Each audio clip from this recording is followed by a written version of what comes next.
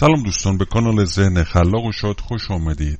در این ویدیو می‌خواهیم در مورد مشکلات و بیماری هایی که بعد از سن 50 سالگی به طور ناگهانی ظاهر میشه ویدیو رو براتون تهیه کرده ایم. وقتی فردی 50 سالگی رو پشت سر میذاره، برخی از بیماری ها میتونه به طور ناگهانی و دردناک ظاهر بشه. دردهایی که در زمان جوانی زیاد نگران آن نبودیم، ولی بعد از سن 50 سالگی میتونه نشانه مشکلات حاد میان سالی باشه. اولیش حمله قلبی هستش. این مورد مهمیه، چون حدود 735,000 نفر در دنیا رو درگیر خودش کرده و هر یک فرد 50 ساله 2% شانس ابتلا به بیماری قلبی رو داره. شایع‌ترین نشانه‌های بیماری قلبی درد قفسه سینه، تنگی نفس و درد در پشت، شانه یا گردنه. همچنین ممکنه احساس تحریق، سرگیجه و یا استفراغ داشته باشه. اگه از وزن مناسبی برخوردار هستید، سعی کنید اونو حفظ بکنید و از سیگار کشیدن و مشروب خوردن خودداری کنید. همینطور ورزش منظم باعث میشه خطر کمتر بشه. مورد دوم سکته مغزی هست و این زمانی رخ میده که خون آنطور که باید به قسمت‌هایی که از مغز باید برسه نمیرسه و سلول‌های مغز شروع به مردن میکنن. اگه ضعف یا بی‌حسی ناگهانی در صورت، بازوها یا پاهای خود داشتید و یا همینطور احساس گیجی شدید در صحبت کردن به وجود اومد، فوراً باید به دنبال کمک باشید. اگه فشار خون خودتون رو کنترل کردید و رژیم غذایی کم کلسترولی داشتید، باید در مورد استرس هم مدیریت مطلوبی رو داشته باشید. مطلوبی رو دنبال کنید. همینطور ورزش و ترک سیگار کمک شایانی میکنه و شانس سکته مغزی رو بسیار کاهش میده. مورد بعدی آنوریسم است. بسیاری از تغییراتی که در شیوه زندگی برای کاهش خطر به سکته ایجاد میشه میتونه احتمالاً ابتلا به این بیماری باشه. در واقع اگه دیواره رگ‌ها از بین بره میتونه منجر به خونریزی داخلی و یا سکته بشه. علائم میتونه شامل درد، حالت تهوع، سرگیجه، پوست مرطوب و ضربان سریع قلب باشه. مورد بعدی سنگ کیسه صفراست. سنگ کیسه صفرا چک‌های سفت شده صفرا هستند، مایعی که به بدن کمک میکنه تا از شر مواد زائد خلاص بشید.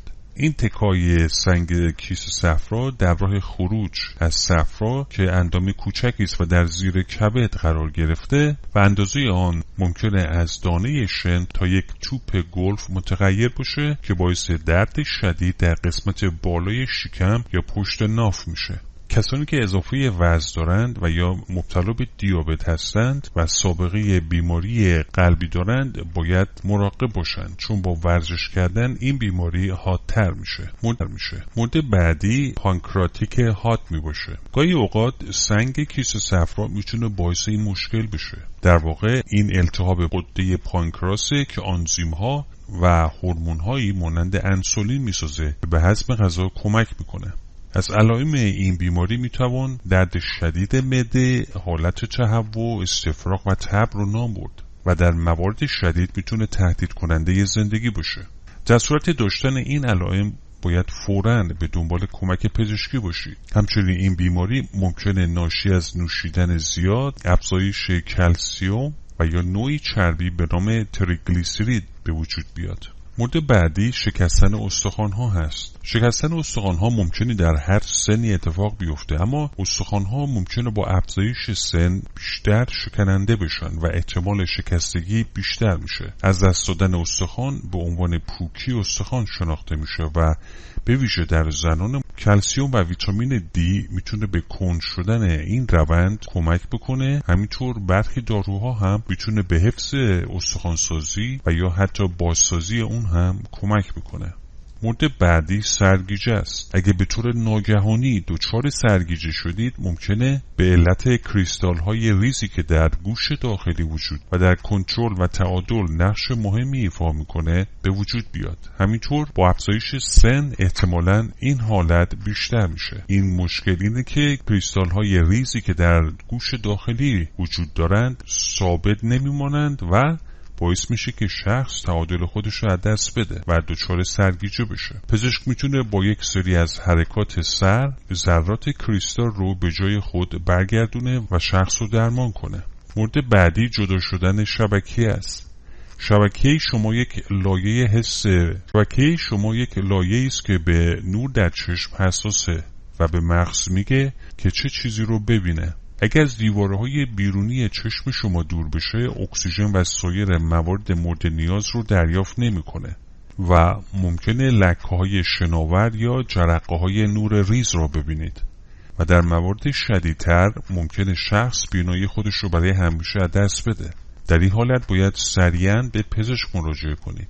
در افرادی که بسیار نزدیک بین هستند و یا جراحی آب مروارید یا سایر بیماری‌های چشمی انجام دادند بیشتر نیست. سنگ کلیه توده‌های سختی هستند که معمولاً از کلسیم ساخته شدن و در کلیه‌ها تشکیل میشن و معمولاً بدون آسیب رسوندن به عضوی از بدن خارج میشن. اما در افراد بزرگسال دفع سنگ کلیه میتونه بسیار دردناک باشه و باعث خونریزی یا عفونت بشه یا جریان ادرار رو مسدود بکنه. سنگ کلیه در مردان شایع‌تر از زنانه. برای جلوگیری از این بیماری میتونید با نوشیدن مایعات فراوان به پیشگیری از این بیماری کمک بکنید. نوشیدن آب بهترین مایع برای جلوگیری از تشکیل سنگ کلیه است. مورد بعدی زاتوریه است. افراد بالای 50 سال در معرض خطر بیشتری از نوع زاتوریه ناشی از باکتریایی هستند. این بیماری که به نام پنومونی نامیده میشه میتونه تهدید کننده زندگی باشه.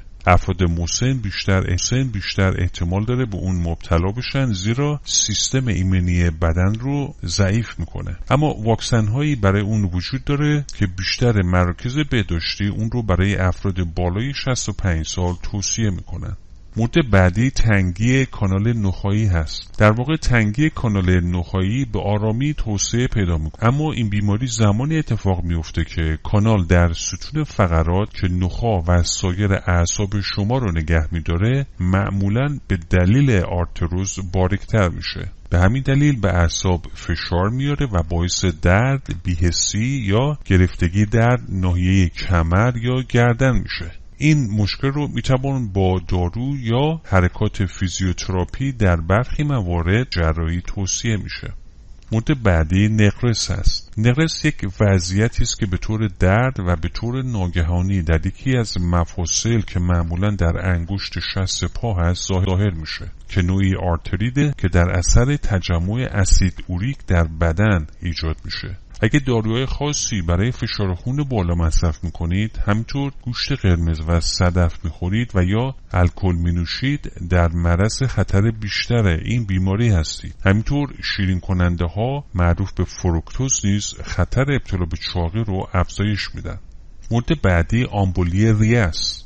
آمبولی ریه زمانی اتفاق میفته که یک لخته خون در یک رگ خونی در یکی از ریه ها تشکیل میشه و باعث به وجود آمدن این بیماری میشه که بعد از 50 سالگی افزایش پیدا میکنه. بنابراین اگه درد قفسه سینه، تنگی نفس ناگهانی و سرگیجه دارید، سریعا به پزشک مراجعه کنید و این بیماری ممکنه با سرفه همراه باشه. همینطور ممکنه در پوست رگه‌های آبی رنگ مشاهده بکنید و یا اینکه در قسمت پا تورم و یا درد به وجود بیاد. معمولا در افرادی که مشکل قلبی یا جراحی داشتن به وجود میاد و میتونه یک تهدید کننده سلامت برای بدن باشه. مسلماً شخصی که در دهه 50 یا 60 سالگی خودش زندگی میکنه با یک فرد 20 ساله از لحاظ بدنی یکسان نیست، اما ورزش کلید استقلال و کیفیت خوب زندگی است که با افزایش سن میتونید فعالیت خودتون رو هم بیشتر کنید. اما سوالی که اینجا مطرح میشه اینه که برای سالم بودن بدون آسیب رساندن به بدن چه کارهایی رو میشه کرد؟ با افزایش سن توده عضلانی کمتر میشه و ورزش میتونه به بازسازی اون کمک بکنه. همچنین مایچه ها حتی در حالت استراحت کالری بیشتری نسبت به چربی میسوزانن که باعث کاهش متابولیسم بدن میشه. ورزش به توقف، به تأخیر انداختن و گاهی اوقات بهبود بیماری‌های جدی مانند بیماری قلبی، فشار خون بالا، دیابت، سکته مغزی، بیماری آلزایمر، آرتروز و پوکی استخوان کمک میکنه. اگر سلامت خوبی برخوردار هستید، باید حداقل 150 دقیقه فعالیت قلبی متوسط در هفته داشته باشید. بهتر ورزش رو در طول 3 روز یا بیشتر انجام دهید.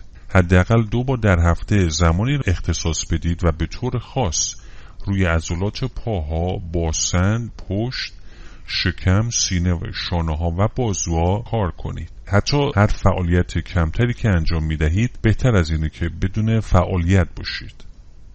دوستان از شما تشکر میکنیم که تا پایان این ویدیو با ما بودید. لطفاً این ویدیو رو لایک کنید، چون لایک کردن شما باعث میشه افراد بیشتری این ویدیو رو تماشا کنن. همینطور عضو کانال ما باشید و فراموش نکنید گزینه زنگوله رو فعال کنید تا اولین کسی باشید که ویدیوهای ما رو دریافت و تماشا میکنید. امیدواریم که همیشه شاد و سلامت باشید.